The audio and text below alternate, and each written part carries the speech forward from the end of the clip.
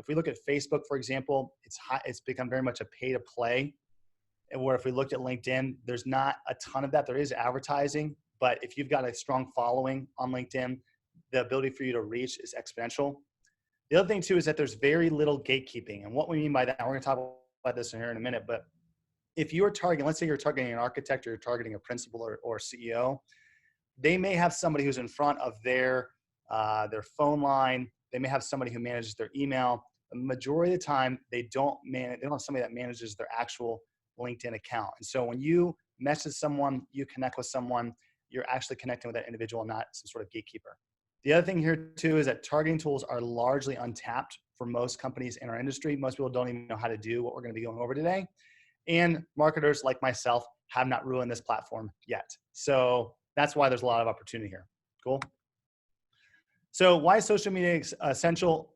It builds awareness faster. That's the thing. If we look at where architects, for example, spend time, where those in the construction space spend a lot of their time, they're spending time on Instagram, they're spending time on social media, they're spending time on LinkedIn, and we want to make sure that we are present where our audience spends time.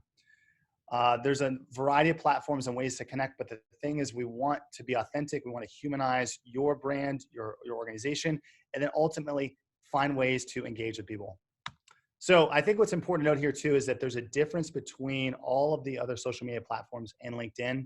The big difference between LinkedIn and all these other platforms is that LinkedIn, its sole purpose is business connection. So when I'm on LinkedIn, my mindset is on business. Whereas if I'm on Facebook, I might be thinking about my kids, I might be thinking about my friends, and then maybe there's a business group I belong to. Whereas on LinkedIn, it's only business. And when you talk, sometimes when people go too far on the personal side of things on LinkedIn, it's actually shunned away from. And so if we want to connect with our audience, this is where it's done. Also, this last point is really, really critical here. There's nowhere else can you search for a company, title, profession, or person's name and find all of their prior experience. This is really, really important. You can get a ton of information about people on LinkedIn in a way that you can't get on other platforms. You can search by where they're located, how long they've been with the company, et cetera, et cetera. Another important thing to note is as we dive into this, I always think it's really important to look at what are the strategic goals of a platform if you're going to start to use it. And the reason why that's important is because if you want to get the most out of the platform, understand what they're trying to drive and be on the edge of that. Because if you can understand what's important to LinkedIn and you work alongside or within that framework, they're going to reward you with more following, more exposure, et cetera, et cetera. So they want to be the #1 source of content for business professionals. They're also putting a ton of effort into ranking people's names on Google. So if I go to Google and I search for the CEO of GAF or the CEO of Delta, what's crazy here is that GAF and Delta CEOs, LinkedIn ranks higher than the actual websites of those corporations. The reason being is because LinkedIn is trying to be that place where you go to find out about people, especially in a professional context. The other thing you do is they want to be the Facebook for business, right? So the growth of LinkedIn, they have over 630 million members, 180 million senior level influencers, and 63 million decision makers. With this far right column here, 63 million decision makers, this might feel like a little bit ambiguous, but it's actually within the LinkedIn platform. You can sort by who has decision-making power in an organization, and this is surprisingly correct. So if you're thinking about how do I target my customers, how do I go after new people, there's actually targeting tools within the platform that most people don't know about that we're going to dive into today. Cool. And one other quick thing, Beth, if somebody has a question or we need to go back to something, because I'm not in the chat section, if there's a question or something, please interrupt me as I'm going through this because I can't see that. Cool. Absolutely. The growth of LinkedIn here too. They've also, this is just data. I know this is about a year and a half old, but we don't have any new data from 2019 quite yet. But their revenue is continuing to rise because more and more people are using the platform. It drives more traffic to B2B blogs and sites than any other platform out there. And on top of that, it drives more leads. If you think about Facebook, Twitter, YouTube, et cetera, if you're thinking about B2B, it's the #1 network for lead generation out there. And it's exactly the reason why you need to be on this platform. And you've got to have a strategy to promote your brand as well as your individual salespeople to get in with companies in a way that other people are not. So The question, and this really begs the question, is why isn't your business driving more sales from LinkedIn? This is not a rhetorical question. I think there's actually some insightful psychology here.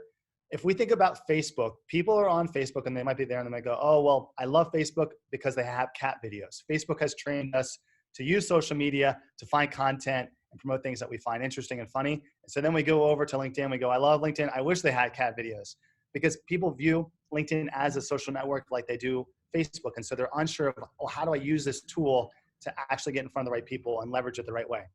But the reality is Facebook is a social network, whereas LinkedIn is a social network has a social network component, but it's really a marketing and sales platform. There are so many features within LinkedIn that people don't know about, and social network is only one small part of it. Hey, If Zach. we look at it, yeah, go ahead. Okay, we did have a question here from Dave Bauer. In LinkedIn, is the term decision maker self-proclaimed? And to follow up, is there a definition for that? Oh, it's a good question. I do not believe that decision maker is self-proclaimed. I think there's actually data that LinkedIn mines for to say, does this person have authority to make decisions? I know that context might be loose in terms of decision making, but at least from what we've seen from a targeting standpoint, when you begin to sort by their decision making criteria, it actually tends to bring up people that we've seen historically do have that power to say yes or no in an organization. So candidly, I don't know how they get that data. We just seen firsthand that it's pretty on point. So if we find that out, I'll be glad to share that with you. I just can tell you I've seen it work. Cool. So when we look at digital marketing, we define digital marketing. There's really like 6 key components. There's messaging and nurturing, content marketing, building awareness, websites, lead generation, social media. If we think about even SmokeGuard, for example, they're trying to do all of these things and they have different platforms, they have website, everything, trying to make this happen. But the reality is that LinkedIn actually has all of these things rolled up into one singular platform, which is why they're continuing to grow. They have each of these components tied into it. And the thing is, when we think about LinkedIn, we tend to think about it in terms of features. I've got a profile, I've got a feed, I've got my content, I've got all these things. And we think, hey, if I understand these features, it's going to translate to sales. And it's not actually the case. Understanding these features is like saying, hey, I understand how the engine works and I'm going to win the Indy 500. That's not actually the case. You've got to understand these features, but have the right strategy in order to win the race. Just like Ricky Bobby. I just had to throw that in there to keep your attention, right? So what we're going to talk about today is how do we move our audience, and this wouldn't be a marketing and sales presentation without some sort of funnel, but how do we move your audience from the top of the funnel down to that customer section? It's a little bit different in LinkedIn, and we've built this framework that we've seen work very well across the building material space. It doesn't matter if you're a manufacturer, dealer, distributor, anybody in the building product space, we've seen that this works and applies to. So it starts with knowing your audience at the top, cultivating your network, creating trust with them, and then leveraging that goodwill. So we're going to break down these 4 sections here into really 4 key things that we should be doing. There's the ideal customer profile, which we're going to talk about in a minute. Who is it that you want to do work with? Then there's your profile, content, and promotion, which is that cultivating network. And then how do you build connections with people and build relationships effectively on LinkedIn? That's where we create trust.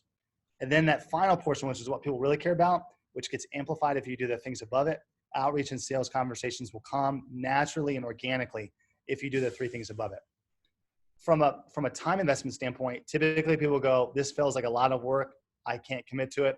And what I'm going to tell you is that if this really only takes 5 to 10 minutes a day of information and 5 to 10 minutes a day worth of commitment to actually achieve this.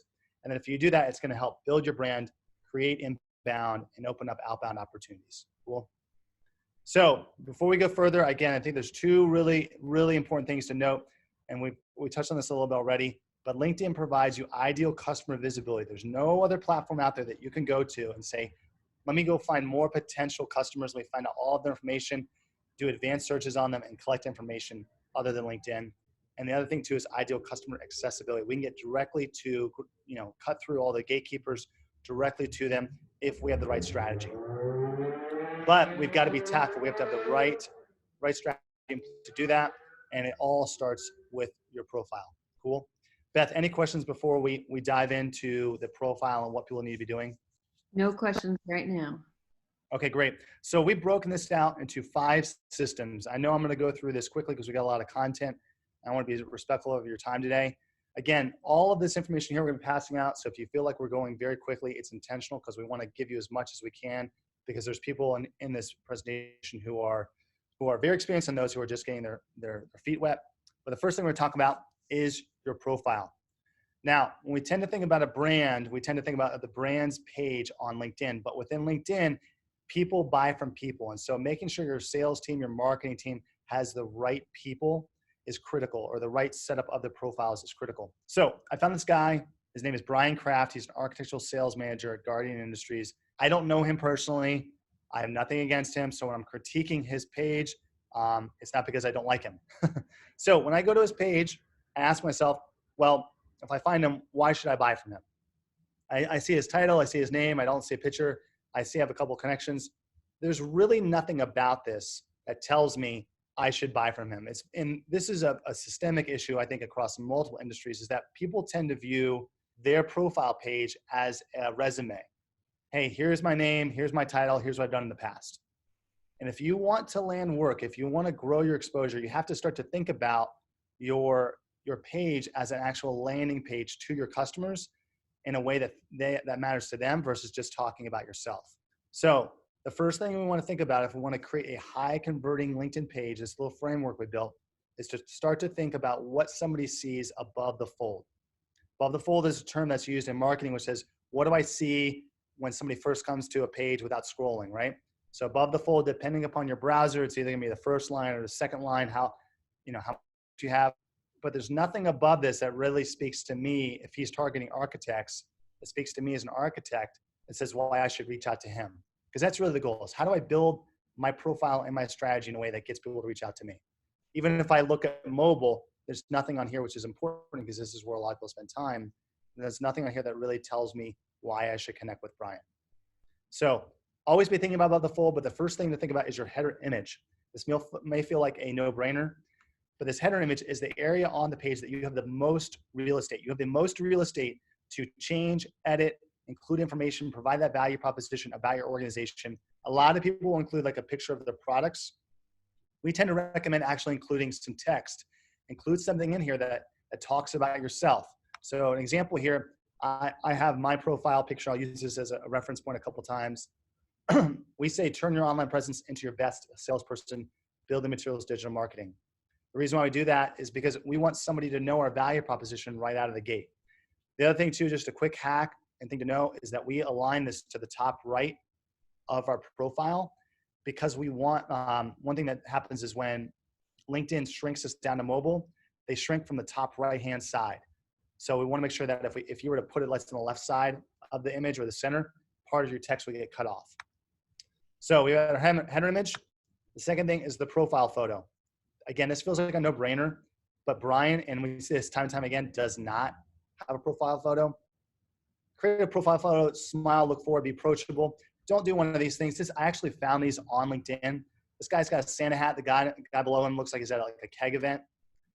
This is so, this goes without saying, but look at this, look at your team, make sure they've got really solid profile photos. This doesn't work. Anything is better than nothing. And make sure, even if you just shoot it with your phone, it's going to look great. The other thing too here is your headline. This is where we start to get a little bit more advanced. There's a couple sections of copy, a couple sections of text that we want to pay attention to when looking at your profile. So there's the headline here. This is, and I've got a little script here, a framework that I'm going to kind of breeze through. You can look at this later. But you want to start with the value proposition. Don't say what you do, because frankly, nobody cares. Focus on what value you can bring your audience. Tell them what you can do to help them. I kind of view this as like, if you look at that fourth bullet point, that 5-second test of exactly who you serve and why they should care. This is also the thing that people will look at when they're scrolling through a list of people. They want to see who they care about. So the framework we use is we help, who you help, achieve, grow, whatever that verb is, the end result of working with you, and how you achieve that. And then you put your position in your company. I'm not saying you don't put your position in company. I just don't think you should lead with that. So for example, you can say we help architects achieve, if you're, let's say, a smoke art, achieve greater or bigger wow experiences in large corporate offices by smarter building solutions through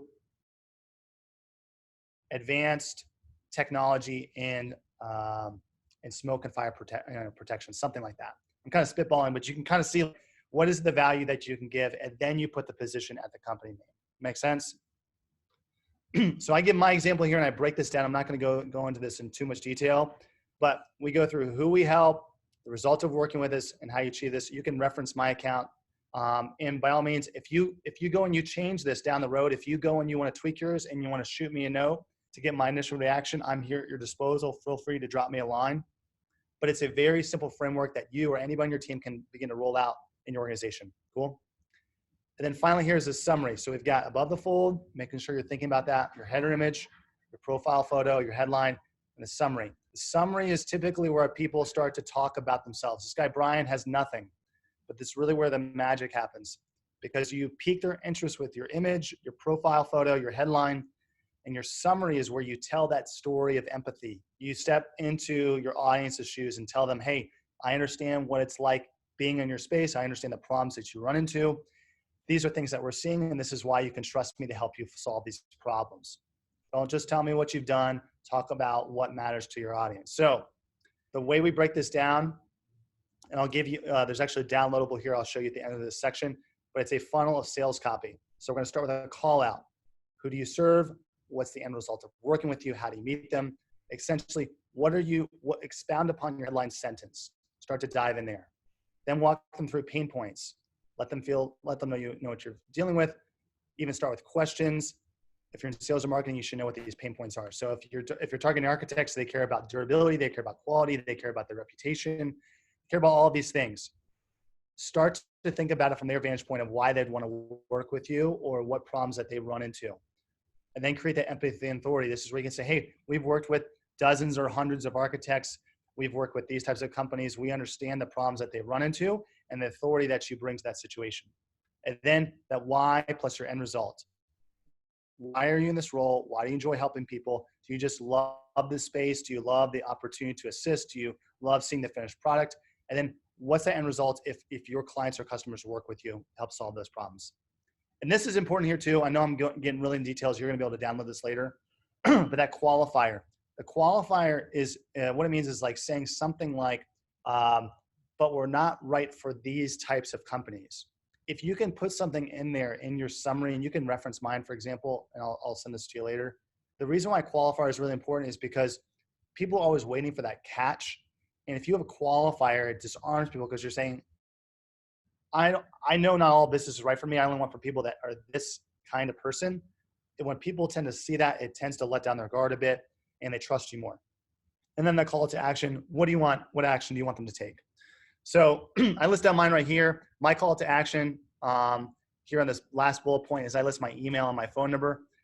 And again, I'm not going to go through this word by word with you. I'm going to send this over to you. But it gets you thinking about how can you craft your copy, the text here, in a way that matters to your audience. Cool. One other tip, always make sure that you optimize your job description and have your team do this. People typically don't think about this, but a lot of LinkedIn search algorithms focuses on previous experience. So make sure that this is up to date as well. Cool. Here's the download. I'll let you quickly write this down. I know we're going to be passing this out. This download has this framework as a Word document. It's venveo.lowercase-d.lowercase-pr, and then all caps MSWTH lowercase j. I'll leave it up there in just one second. Yep. So we did have a question from Quentin Kipper, and he's one of our newer sales guys out there. As an organization, is it smarter to have all of the employees' headlines match? Oh, it's a good question. I don't have a strong opinion about that one way or the other, especially if you have people that focus on different industries, different verticals, different geographies. I think there's value in it. I would almost argue what's more important is having a branded headline, or excuse me, branded big banner image. That's a little bit more brand centric because you can give that to your team. We tend to recommend that. I would just monitor what your sales team uses so that, or the people in your organization use for their headline. I care less about that because if it's all the same, it's actually harder to find people in your organization if someone's searching.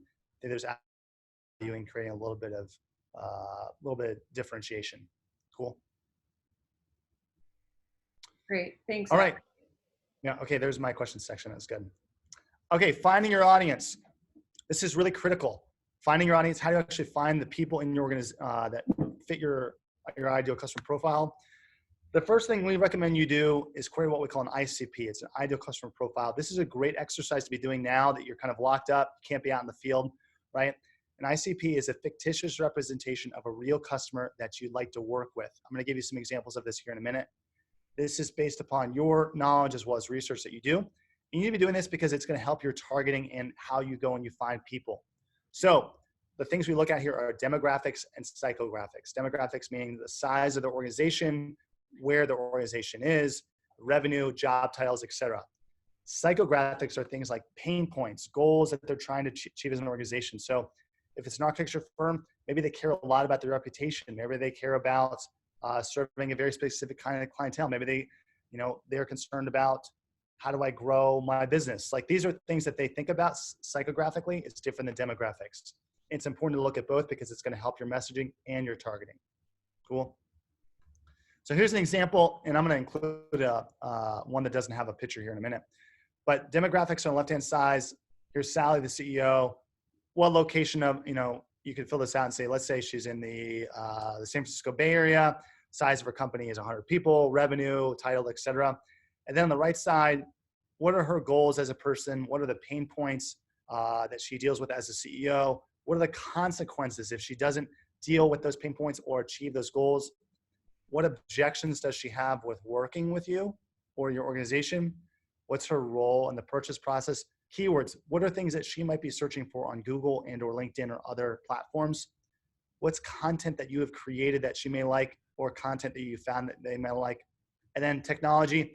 This is just like things like that they might be using on a daily basis or kind of a catch-all for other areas where maybe we haven't talked about something that matters to her. So if it's an architect, maybe they care about BIM files, for example, or they care about LEED certification. Like this is just kind of a catch-all area. So I included this here as a little template for you to use when we send out this document here. But you can fill this out, and typically there's multiple ICPs that a company was going to do, and there's oftentimes multiple ICPs, within, let's say, an architecture firm, for example, because you might have the principal, then you might have, maybe a higher up, and then you have somebody who's a more junior level who's actually doing research. Understanding what matters to each audience is going to be important in the process of you growing your awareness and targeting more people, right? So another great thing is once you've filled this out, you can actually go into LinkedIn and you can start to use the information that you filled out and start to find people. So for example, here, you can start to look for information under the content tab or the companies tab or the groups tab based upon terms and keywords and information that maybe Sally, the CEO, looked for. So for example, this is, I just did groups content. I'd search for architects or fire protection or groups of builders or something like that, or GCs. This left-hand column, this is a picture of what I see if I search for Atlanta builders, for example. I can see all of the builder groups that are included in Atlanta, this might be where GCs hang out. I want to find where my audience spends time and catalog that so I can begin to take action to be a part of that. You can also narrow by geography. So again, I'm kind of narrowing down even further in another part of Atlanta. I can also narrow down by specialization. So I search for lead.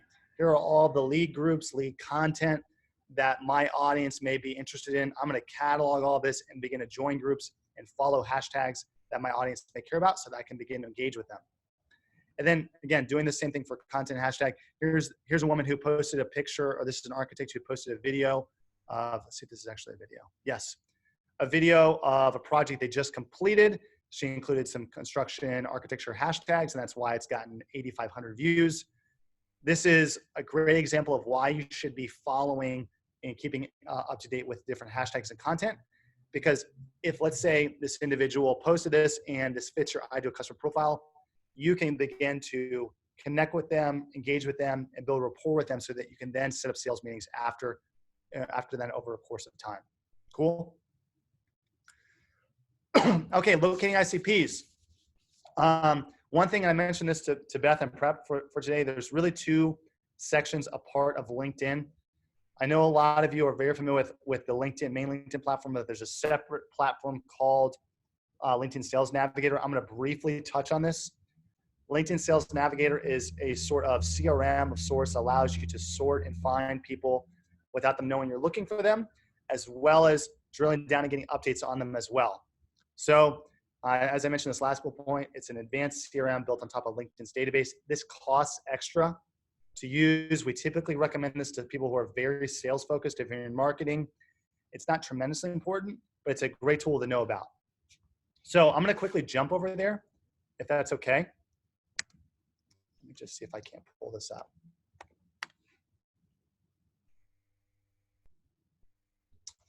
So if I go over into LinkedIn, this is LinkedIn. On the far right-hand column, and they can give you a trial if you want to check this out. I think they give like a 30-day trial. There's a little tab called Sales Navigator. This is where you can begin to actually sort and find people. There's this advanced search area right within Sales Navigator. It feels and looks very similar to LinkedIn, but I can search for people under leads and companies under accounts. So for example, if I click on leads, what you'll see is that there's all of these features and subsets of information around people that I can find. So the reason why we had you do that ICP, that document, is you can actually find people in different areas. So you could begin to sort by, let's just see here. Let's sort by, I'm going to say architects, so architecture and planning. And I want to sort by, let's say, San Francisco, Bay Area, okay? Now what you'll see is it'll start to whittle this down to people. One important thing to note is if you do use this platform, try to get under 2,000 people because they only show you a certain amount. And then maybe my title is going to be CEO, okay? I'll see 21 results. I'll add a couple other ones. Let's say principal. See 20, let's just look at that right there. So I'll search for this, and what will happen is LinkedIn will actually show me all of these different people that meet that criteria. So here's Richard Marshall. He's the principal and master strategy director at Perkins and Will. This is an architecture firm. I can begin to save him and put him into lists as well as get updates specifically on Richard without him knowing I'm following. The cool thing about this as well on this platform is I can see who's posted on LinkedIn in the last 30 days. This is important. So if I look at Richard, I can then go and look at what he's posted and begin to comment and engage with him on LinkedIn, but just sending him a sales message. I can build rapport with him by clicking on his profile. Granted, he doesn't see this, but I can see all of his recent activity. I can see who's connected with. I can see who I'm connected with that he's connected with. I can see his Twitter account, everything. I can see all of his information about him and begin to follow him so that I can engage with him if I put him and say, this guy would be a perfect target for me to build to build business with. Okay, so again, we could spend hours talking about LinkedIn Sales Navigator, but the reason why I want to bring this up is for those individuals who are very focused on sales, you should be spending a lot of time here and creating lists within Sales Navigator to get updates on people like Richard. Whenever they do anything, you can make sure that you're notified, you stay up to date, and you can target them. Cool. So if I go back into my presentation, I actually give you some examples of how to search and drill down into finding more and more people. This is very advanced LinkedIn stuff, but I wanted to include this in here. This is called Boolean searches. It's how do you find more people. Again, I know this is very, very deep, but I'm including it because for those people that are more advanced, they want some meatier direction on how to go after and build your list. This is in here for you to reference. Cool. As I mentioned, save searches, you can stay up to date, get notifications, and check often on when new people get added to your searches. So if you're following, let's say, San Francisco, you can get notified when somebody new gets a promotion or somebody new moves to the area that fits your ideal customer profile. So you know the moment when somebody new gets added to an organization or is hired by an organization that fits your profile of who you want to work with. Cool. You can also set alerts and news. This is the same thing as get notifications. You can get notified on when things change. and you get updates via email, text message, within the app, whatever you want, which is great from a sales standpoint. Cool. So now we're going to talk about how you build your network. Beth, are there any questions before I go through this? Yeah, well, there are some questions. I don't know if you want to address these at the end. Dan Quatier has about 4 questions about LinkedIn, general questions about the platform. Okay. Why don't we, unless there's anything you think I didn't articulate well enough, let's save those and we'll hit them all at the end if that's okay with you. Sounds great. Cool. All right, building your network. This is what people really care about. So some do's and don'ts. When I say building your network, how do you actually get more people to follow you, connect with you on LinkedIn in a way that makes sense, that feels organic? I've got some quick do's and don'ts. Number one, be a human being on LinkedIn. We all get those messages from people that feel very spammy or they feel sleazy or too salesy. Be a normal human being. I know this kind of goes without saying, but you'd be surprised. The other thing here too, and I'm gonna show you an example of this, is personalize every single connection request that you send out. Don't just send that general connect message. Actually personalize everything. You're going to notice this. If you send too many, this third point here, if you send too many connection requests, you can get banned if you have too many people reject you. This is why you've got to personalize everything. And then always start with value. Create value in the way you interact with people. Don't be a taker only. I like to say that giving is the new selling, or helping is the new selling. Give before you take. And then always try to seek and build community. Don't sit back and wait for 300 people to connect with you. Be proactive. That's what we're talking about here today. It only takes 10 minutes or so a day of doing this. So the first thing we're gonna do, and I'm gonna really lay this out for you very specifically, always start with the connection message. So if let's say you built out a list of, a couple hundred people that you wanna work, or you wanna do business with, maybe you've cataloged that in LinkedIn Sales Navigator, or you put it in some sort of Excel document, create that list of people. And then what you wanna do is systematically over time, connect with them, maybe 15, 20 people a day. You're going to start with that connection message. So for example, here's this guy, Joe Clark. He is an architect. He's based out of Miami. I found him. He looks like he'd be a great customer of ours to partner with. And then what you can see in that, right below his photos, there's that big connect button. Typically people click on that and then they just click that other big blue button that says send now. Never, ever, ever just click send now. Always, always, always add a note. When you add a note, this is what you're going to see. The reason why I want to add a note is because you want this to make sure it hits his inbox, it gets personalized, and it feels like you're not spamming him. This guy gets a ton of requests every single day. We all do. Let's make sure that we personalize things, do our homework. It takes a couple extra minutes to do it, but it's well worth it. So here's an example of what people typically do. They say, hey, John, I was researching your company and thought it would be worth a call. I run sales over at X, Y, and Z. I think we may be able to help you out. Let me know when you're free to meet. And wrong, this does not work. Please do not do this. We all get these messages and we put them in a trash can. Instead, say something like this. Hey, John, I saw that you commented on Bill Smith's video about leadership. I couldn't agree more. Would love to connect and learn more from you. Best. The difference here is I have done my research. I've looked and see what he's posted on or what he's commented on. And then I've sent out a connection request. I don't mind that he knows I'm looking at his profile because I want to connect with them. People are so concerned about that. It doesn't matter. He already knows you looked at his profile because you're trying to connect with him. Make it personalized, make it about him, and watch what happens. Second thing you want to hear is you create that follow-up message. So once he's connected with you, be tactful with your follow-up. Provide some sort of value, content. Again, SmokeGuard creates a ton of great content. Leverage theirs if you want to. Wait at least 24 hours after someone's connected with you as well. So let's say John connected with me. I am not going to run to my computer and follow up with a message. Wait 24 hours. I like to say be cool, right? This is what people like to do is, okay, so Joe's connected with me. I could say, hey, thanks for connecting with me. This is what people like to do. Thanks for connecting with me, Joe.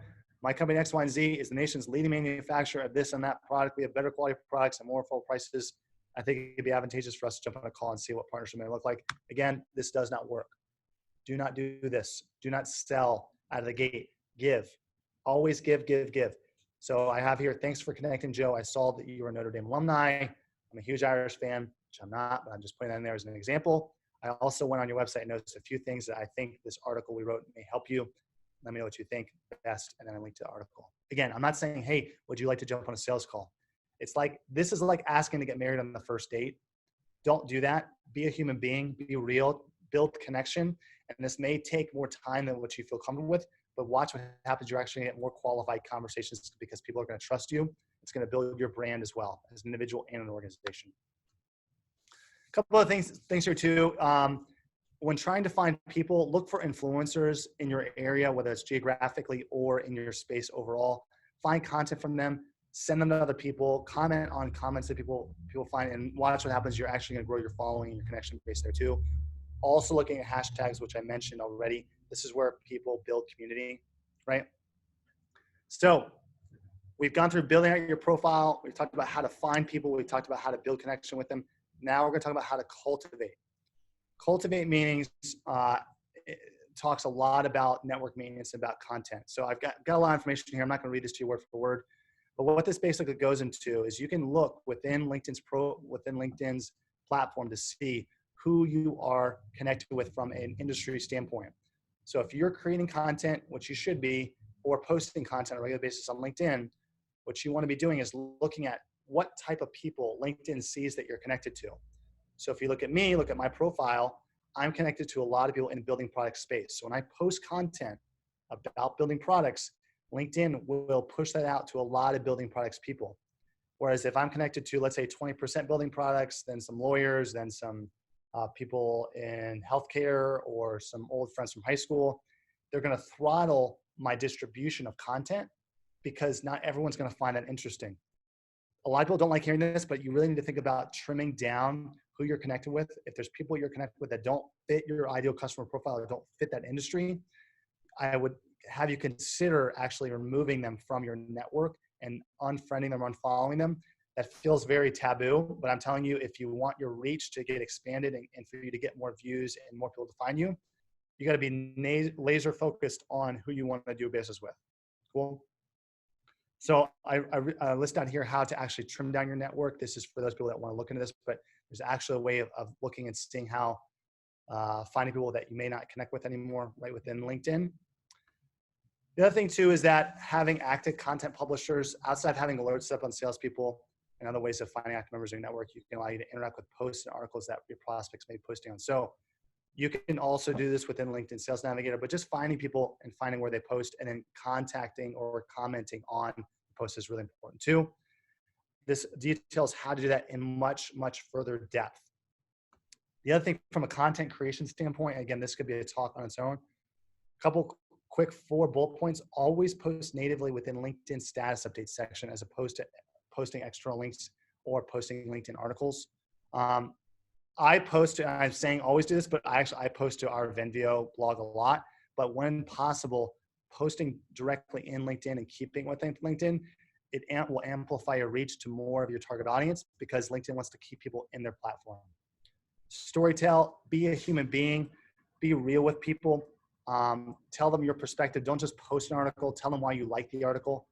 Create content that's mobile optimized, which means create small little tidbits of information line by line instead of big long paragraphs. And then also think about doing video too. So here's an example of a post I did recently because we actually did a talk about LinkedIn. I had a client who saw an email I sent out and he sent me, this is a picture of it. I posted a picture of it. I said, hey, we sent an email to our list promoting this upcoming workshop, and I posted the screenshot of the email into my LinkedIn. It had 57 likes, 3 comments, and almost 6,700 views. The reason why I did this is because I didn't really link to anything else. I kept it in my LinkedIn, and I told a story through it as well. And just a good example there. Another example here, I just spoke about, this is a little tidbit. I shared a little story about how somebody left our organization on a good note. We all cheers them and celebrated them.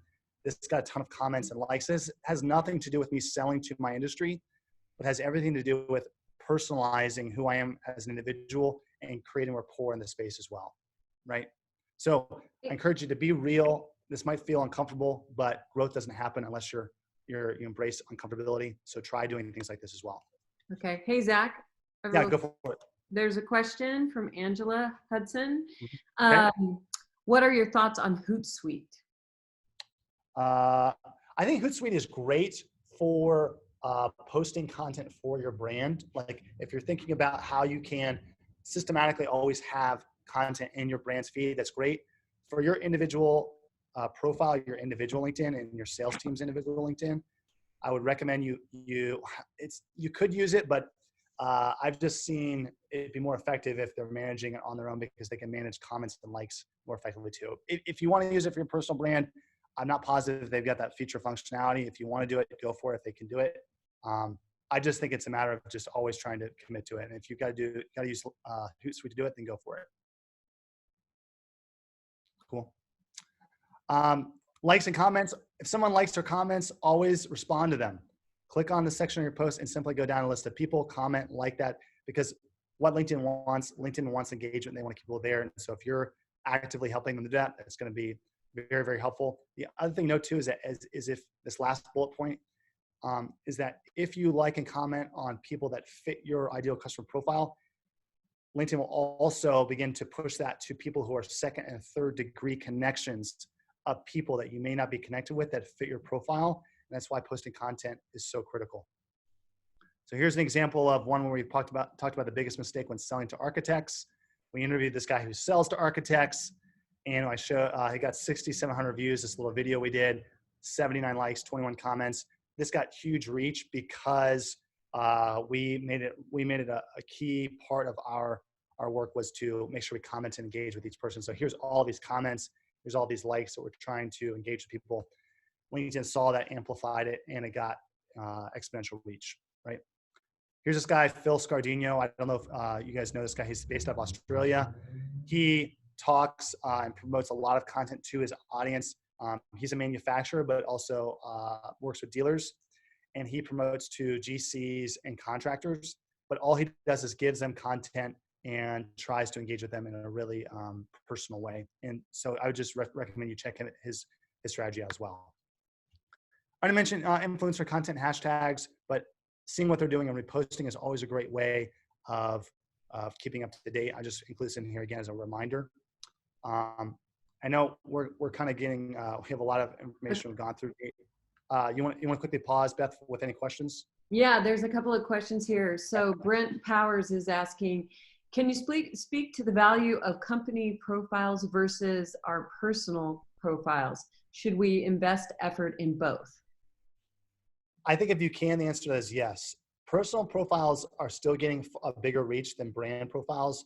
LinkedIn, they've started to roll out ways that you can follow brands more effectively, but they still prioritize a personal profile. That's why I'm focusing a lot on personal, because frankly, your reach is going to be stronger with an individual than a brand. That may not always be the case, but I believe that LinkedIn has seen the mistakes that Facebook has made around brands, and that's why Facebook is starting to prioritize individuals again. The same is going with LinkedIn. So if you can do both, do it. If you can only do one, I recommend you do individual. Okay. And then another question, Bob Goulet says, what percentage of my contacts that view one of my posts would be considered successful? That's a great question. I don't know the answer to that. I care much more about quality than quantity.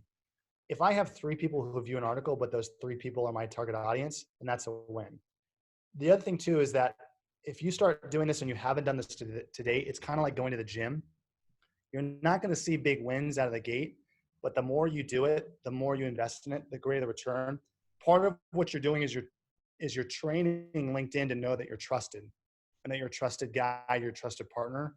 And so the results you get today is going to be very different than the results of posting something 3 months from now.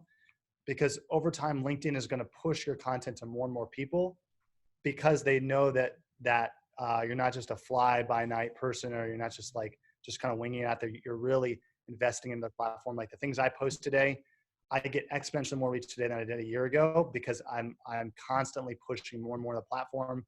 More people follow me. LinkedIn then rewards me, rinse and repeat. Cool. Todd Haney is asking if SmokeGuard posts to LinkedIn, is it more effective for the distributors to like or share the post? The answer is yes. If you are going to like or reshare a post, I also would encourage you to post a comment with that reshare.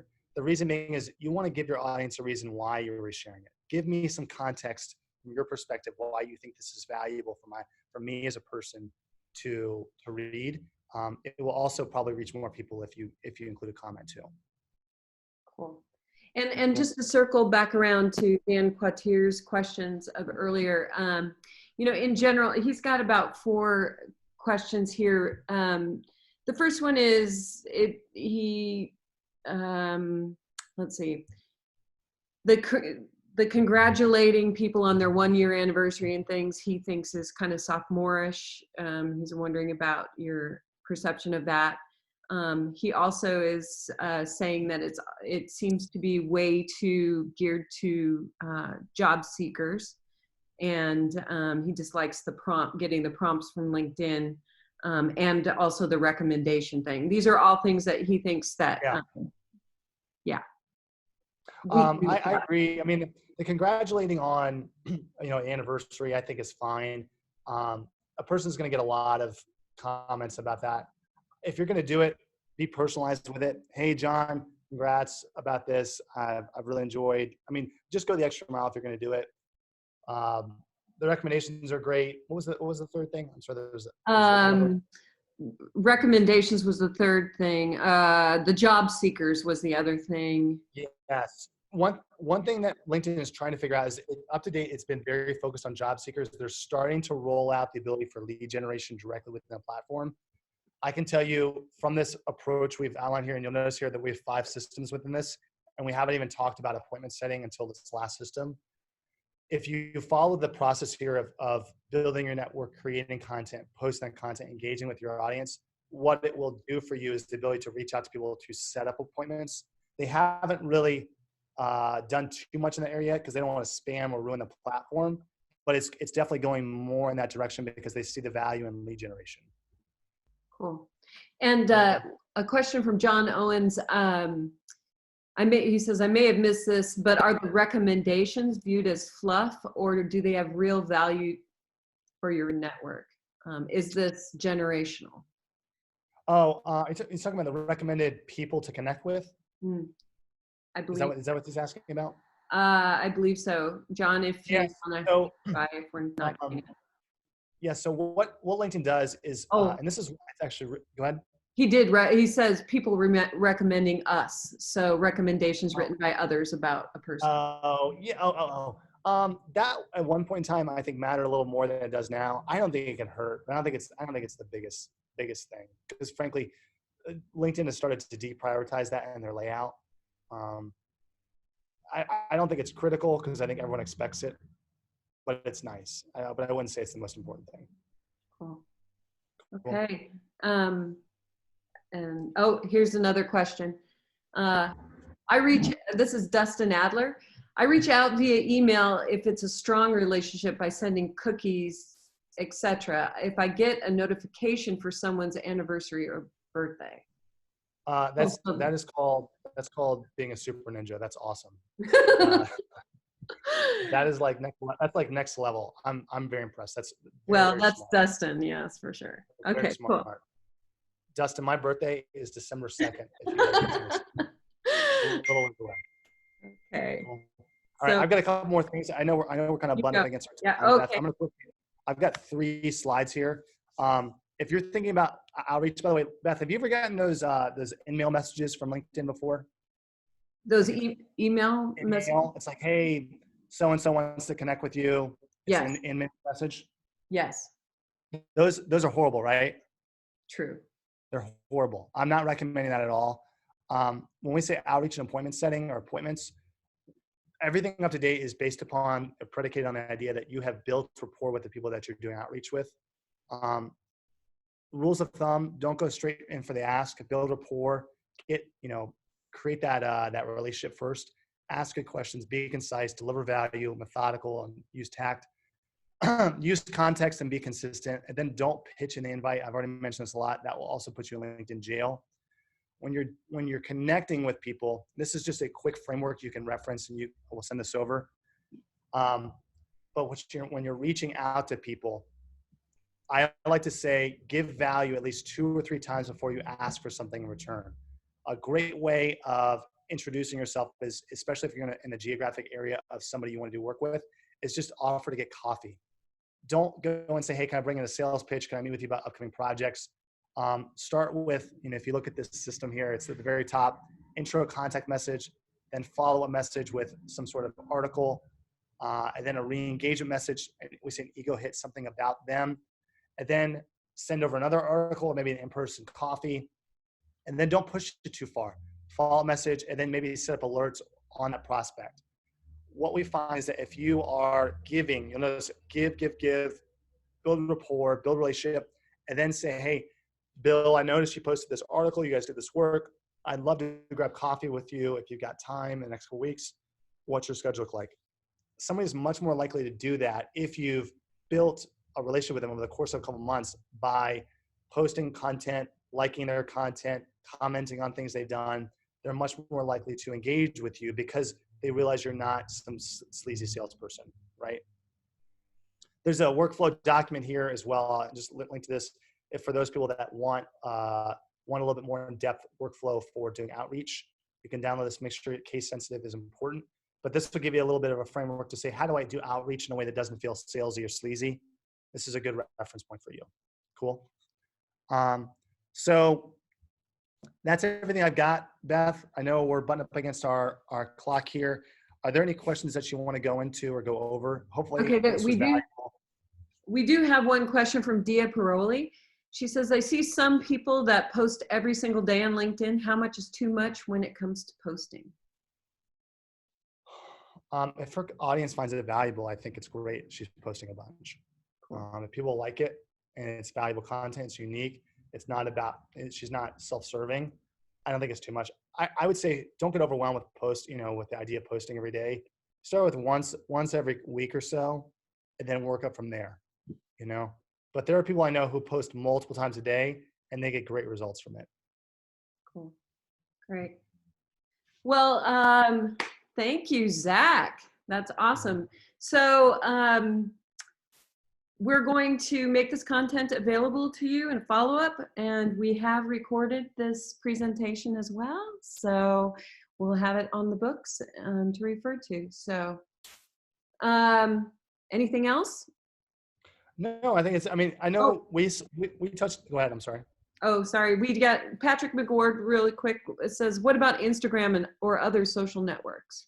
If you're targeting, let's say, architects and or builders and GCs, even interior designers, Instagram is a great network to go to for building relationship and building rapport.